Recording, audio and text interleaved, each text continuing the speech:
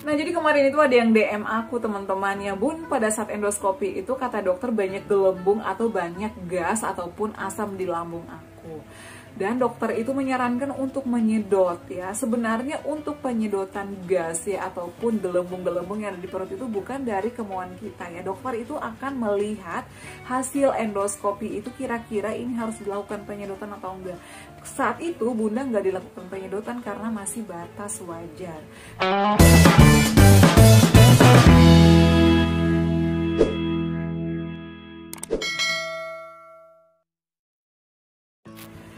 Assalamualaikum, halo semuanya, selamat datang kembali di channel aku, Adeva dan Bunda. Apa kabar? Semoga semuanya sehat selalu ya. Nah, di video kali ini aku akan kembali sharing pengalaman terkait asam lambung, GERD, dan juga anxiety ya, seperti yang aku alami.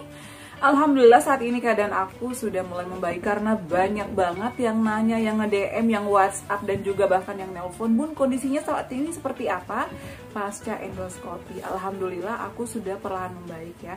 Tapi nggak dipungkiri sih ya, aku kadang masih suka begah atau sendawa karena aku itu kan GERD ya. Jadi kadang ada gas di lambung aku. Jadi aku tuh nggak boleh salah makan, nggak boleh stres, jadi harus dibawa happy terus. Jadi untuk tips-tips yang aku lakukan ada beberapa hal ya. Nah, buat kalian yang sudah ngechat dan nge-DM, mohon maaf kalau misalnya chatan kalian nggak terjawab atau nggak terbalas ya. Jadi kemarin itu ada yang nanya juga, dia tuh sering banget setiap hari nge-DM aku, Bun, kondisinya saat ini seperti apa, olahraga apa sih Bun yang diterapkan, lalu untuk porsi-porsi makannya seperti apa. Dan di sini yang aku akan jawab pertama adalah pasca endoskopi efek sampingnya apa aja sih? Karena dia itu pengen banget endoskopi tapi belum direkomendasikan atau belum ada rujukan dari dokter yang menangani dia. Nah, sebenarnya sih ini penting juga ya. Kenapa sih endoskopi itu penting? Karena kita agar mengetahui kondisi lambung kita seperti apa ya. Pokoknya kita mengetahui lah ya apa yang ada di perut kita. Dan juga saran aku yang penting itu adalah USG. Karena sebelum dilakukan endoskopi itu nanti dokter akan mengambil tindakan USG dulu, akan memastikan apakah ada penyakit lain selain asam lambung yang ada di perut kita. Misalnya amit-amit sih ya, gangguan lain seperti misalnya ginjal atau ada di rahim dan lain sebagainya. Jadi dokter itu akan menyarankan untuk USG terlebih dahulu. Setelah USG nanti baru dilakukan tindakan endoskopi. Nah, jadi kemarin itu aku udah USG, alhamdulillah hasilnya semuanya normal, makanya dilanjutkan endoskopi. Nah, setelah endoskopi apakah ada efek samping? Sebenarnya sih ada ya, tapi tidak berpengaruh banget sih menurut aku. Namanya juga di endoskopi, habis masuk alat ke melalui mulut, selang yang panjang masuk ke lambung kita, itu pasti akan ada radang ya, ataupun mungkin ada sedikit gangguan pada saat kita menelan ataupun makan. Jadi kemarin itu banyak yang nanya, Bun, efeknya apa aja sih? Nah, jujur ya, jadi efek samping setelah aku endoskopi itu aku nggak bisa makan nasi selama kurang lebih 2 hari karena di situ kayak ada ganjal gitu, nelan sakit, minum aja sakit ya. Tapi aku tetap makan karena aku pengen sembuh. Dan aku udah lega karena sudah mengetahui apa yang terjadi di lambung aku. Ternyata ada peradangan kata dokter dan juga gasnya banyak. Setelah itu 2 hari aku makan bubur dan diberikan beberapa obat dari dokter aku dan alhamdulillah membaik dan sembuh. Setelah itu aku terapkan 3P ya, pola makan, pola tidur, dan pola hidup sehat. Dan juga aku tentunya menerapkan olahraga. Kenapa sih aku terbantu banget dengan olahraga?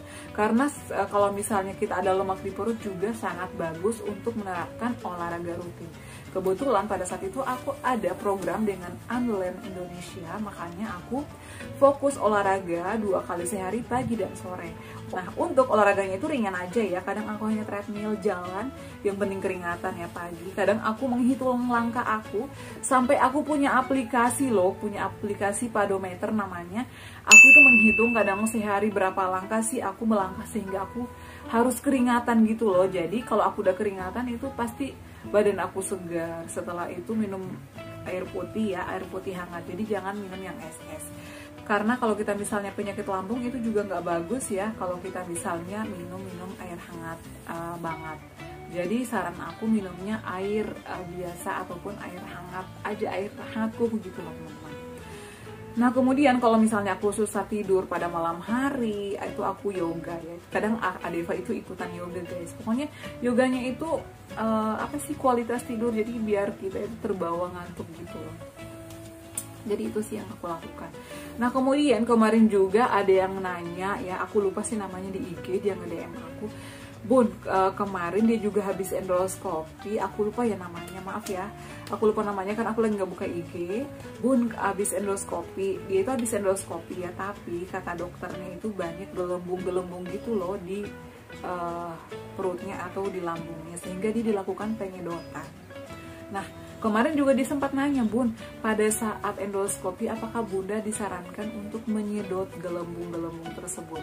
Pada saat itu sih aku nggak disarankan ya, karena kata dokter aku ya yang nanganin aku, emang banyak asamnya ya, banyak gasnya di lambung, tapi itu masih batas wajar, sehingga aku hanya diberikan obat-obatan untuk meminimalisir asam dan juga gas tersebut. Sehingga aku itu berikan beberapa resep ya, yang gak ditebus BPJS, aku tebus sendiri di luar ya, lumayan sih harganya sekitar 350 ribuan. Jadi yang mengambil keputusan kalau misalnya kita udah endoscopy dan ternyata ada asam atau ada gas yang harus disedot, itu bukan dari kitanya ya teman-teman, tapi dari dokter spesialis penyakit dalam yang menanganin kita. Karena yang menanganin kita itu sampai ke tahap endoscopy itu nggak satu dokter, 3-4 dokter. Jadi pertama yang megang aku itu adalah dokter puskesmas. Setelah itu dokter spesialis penyakit dalam rujukan ke rumah sakit pertama.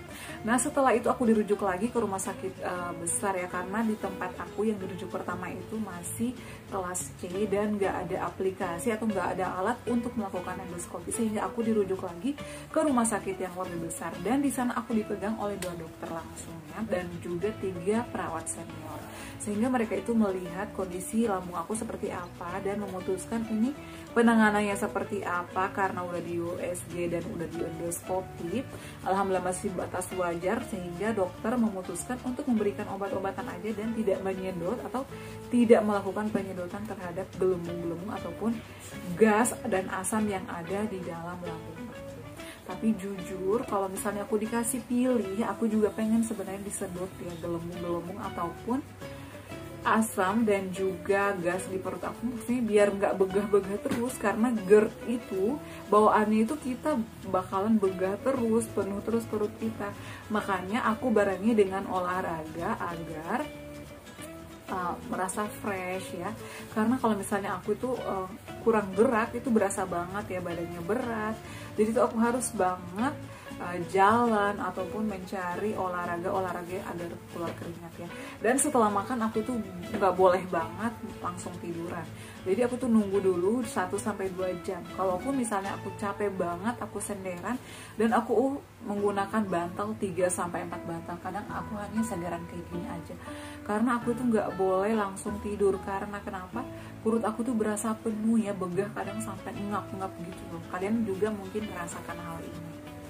Nah, jadi sekali lagi aku mengingatkan untuk mengambil keputusan ya, endoskopi itu adalah dokter. Tapi saran aku kalau misalnya kondisi kalian sudah minum obat berkali-kali dan sudah berganti obat tapi tidak ada perubahan, saran aku minta sama dokter kalian kasih pengertian, kasih penjelasan kalau sudah banyak minum obat tapi tidak perubahan, agar dilakukan USG atau dirujuk untuk endoskopi. Dan untuk yang mengambil keputusan untuk disedot gelembung itu adalah dokter sendiri. Dan untuk efek sampingnya itu hanya nggak bisa makan, setelah 2 hari aku udah sehat lagi. Untuk efek samping yang lebih ke arah katanya sampai lambung kita luka, memar, itu nggak ada sih alhamdulillah. Karena yang melakukan USG dan yang melakukan endoskopi itu spesialis penyakit dalam ya, atau ahlinya. Jadi kalian jangan takut, dokter juga punya ilmu sendiri ya, atau ada ilmu kedokterannya bagaimana cara untuk melakukan endoskopi yang baik agar tidak melukai lambung ataupun bagian organ di perut kita. Nah, jadi sudah terjawab ya, dan kondisi aku saat ini alhamdulillah sudah perlahan membaik. Yang jelasnya aku selalu menerapkan 3P, dan aku tuh nggak boleh stres, nggak boleh begadang, dan menghindari pantangannya. Nah, masih banyak juga yang nanya pantangannya apa aja. Sebenarnya udah ada di video-video aku sebelumnya, kalian boleh scroll ya, boleh cek di video-video aku yang lainnya. Oke, cukup sekian ya untuk sharing kali ini, mudah-mudahan bermanfaat. Buat kalian yang pengen request selanjutnya aku sharing apa lagi, aku akan review apa lagi, silahkan komentar di video ini, nanti aku akan buatkan videonya. Dan jangan lupa untuk terus dukung channel aku Adeva dan Bunda dengan cara like, comment, share, dan subscribe. Assalamualaikum warahmatullahi wabarakatuh. Sampai ketemu lagi di video-video aku selanjutnya. Bye!